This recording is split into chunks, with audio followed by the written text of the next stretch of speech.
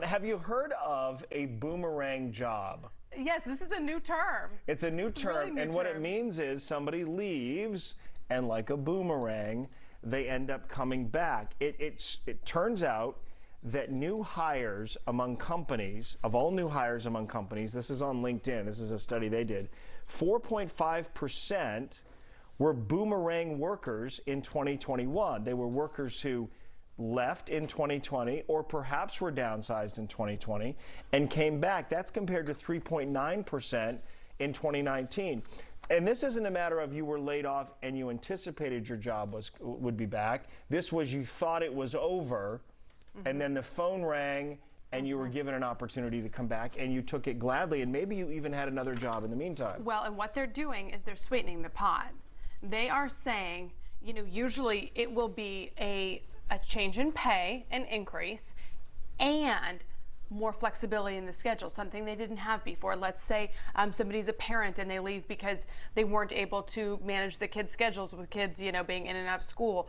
Then the employer calls back and says, you know what, we've decided that if there's something like that going on with your family, you can work from home, or we decided we work from home Mondays and Fridays, whatever the case may be. That's what's bringing people back. And I think it's very interesting. It's like going back to an ex where they say, I swear I've changed. You're like, I hated that job. I never liked working there. It never brought me joy. Have you really changed? Have you really changed? No, job can prove it because the pay and the schedule are a little more concrete. No, I think there are a lot of managers working for a number of larger companies that are strapped by company policy, and they end up losing a really good employee who wants some flexibility, or I should say wanted some flexibility pre-pandemic.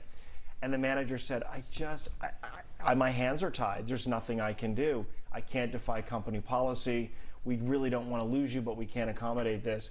Now the company structure has changed, the philosophy has changed, and they're missing that person, and the first thing they do is pick up the phone and say, are you happy in this new job? How are things going? I just want to let you know our policies have changed. Yeah. And that whole flex schedule thing you wanted, we can do it for you here. Will you come back? And a lot of these workers are saying, I liked everything about the job except your inability to meet me here. Right. And now that you can, I'll come back. I think this is great.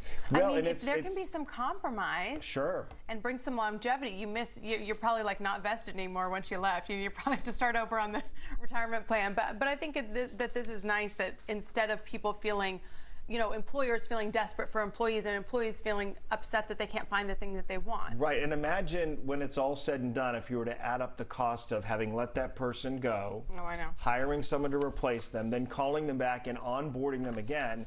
Really, if companies want to measure success by the bottom line, sometimes talent retention is way less costly by accommodating people and giving them a small raise than letting them go and having to hire a replacement. This is our Morning After Express question of the day. Would you go back?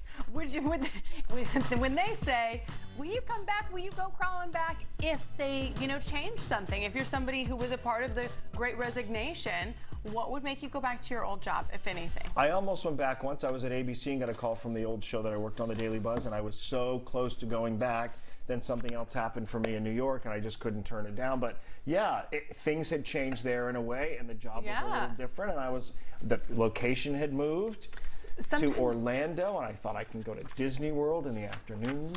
Oh, come on now. Then I think you probably made the wrong choice by not going back. I questioned it for a very long time.